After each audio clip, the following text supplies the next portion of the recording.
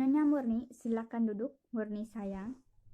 Nyonya, ada sedikit pengakuan yang ingin didengarkan oleh majelis hakim yang mulia. Kami mengetahui bahwa dulu Nyonya adalah kekasih Kapten Anwar. Tapi, orang yang mencintai Nyonya bukan dia satu-satunya. Ada lagi yang lainnya, yaitu Mayor Bahri, suami Nyonya yang sekarang juga mencintai Nyonya. Kemudian, Kapten Anwar dijatuhi hukuman mati oleh pengadilan Medan Perang yang menjadi ketua pengadilan itu adalah Mayor Bahri, suami Nyonya. Saya ingin mengajukan beberapa pertanyaan. Harap Nyonya jawab dengan jujur dan tunjukkan pada majelis hakim. Sudah berapa tahun Nyonya berumah tangga dengan saudara Bahri? Waktu yang cukup panjang untuk mengenali pribadi seseorang. Berdasarkan pengetahuan Nyonya, apakah mungkin saudara Bahri menjatuhkan hukuman pada sahabat karibnya yaitu Anwar dengan maksud membunuhnya supaya dapat mengawini Nyonya? Tolong Nyonya jawab dengan sejujur-jujurnya. Cobalah Nyonya renungkan. Tolong sampaikan dengan lebih jelas pada majelis hakim. Terima kasih Nyonya. Untuk sementara sekian dulu Yang Mulia. Yang Mulia, saya keberatan terhadap ucapan saudara penuntut umum yang di sini yang diadili adalah saudara Bahri bukan Nyonya Murni. Saya keberatan atas pertanyaan-pertanyaan saudara penuntut umum. Cara saudara mengajukan pertanyaan memojokkan Nyonya Murni. Maaf Yang Mulia. Nyonya Murni, kata Nyonya, Nyonya kawin 2 bulan setelah kekasih Nyonya meninggal. Memang Nyonya, masyarakat umum akan bertanya-tanya, bagaimana mungkin seorang gadis yang begitu mencintai seorang laki-laki tiba-tiba kawin dalam waktu begitu singkat dengan laki-laki lain? Masyarakat cenderung untuk menghukum, tapi Nyonya berhak untuk membela diri. Nyonya tentu punya alasan. Apa bisa Nyonya jelaskan? Lalu di mana tempat Anwar?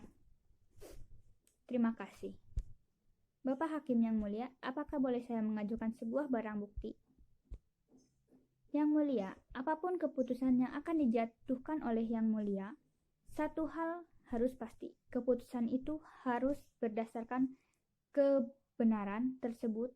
Dunia sudah terlalu syarat dengan segala macam prasangka. Surat ini ditulis dalam waktu setelah tertuduh menyampaikan ramarannya pada saudara Murni. Surat ini kemudian dikirimkan pada Murni dengan bantuan seseorang prajurit. Tapi prajurit itu terbunuh dan surat ini tidak sampai ke tangan Murni. Surat itu ada di tangan saya. Saya minta supaya Yang Mulia sudi membacanya. Terima kasih Yang Mulia. Saya tidak akan mengajukan beberapa pertanyaan lagi.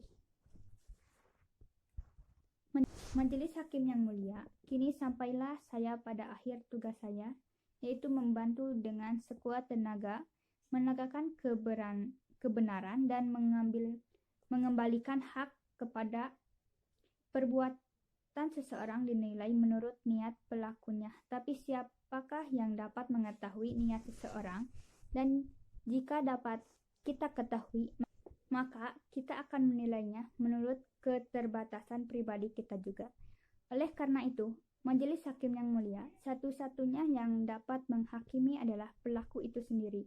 Tapi itu hanya akan terjadi jika hati sanubari orang tersebut masih berfungsi sebagaimana mestinya. Jika suara hatinya masih bisa membedakan yang benar dan yang salah, yang terbukti dalam mahkamah ini tidak apa-apa, kecuali saudara Saiful Bahri yang sekarang dihadapkan sebagai tertuduh adalah seseorang yang jujur, rendah hati, percaya pada Tuhan, dan seorang yang memiliki tanggung jawab sepenuhnya akan semua perbuatan. Oleh karena itu, pada tempatnya jika keputusan pengadilan ingin dikembalikan pada hati sanubarinya sendiri. Saya, majelis hakim yang mulia, akan mempertimbangkan ini. Terima kasih.